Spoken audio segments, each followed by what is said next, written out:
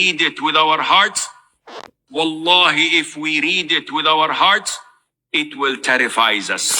People are only interested in music, movies, Netflix, things that entertain them and make them happy. Allah says to them, one verse, wallahi, if we read it with our hearts, it will terrify us. Allah says, then did you think that we created you uselessly and that to us you would not be returned? Are you crazy? Do you think Allah created all of this so that you can have fun, have children, enjoy life, party, go and get wasted, cheat people, bribe people, get more money, become more influencer, and then when you die, game over, alhamdulillah? No, it's not game over. The game has just started. Every single moment of your life on this earth, you will be held accountable for. Every single moment.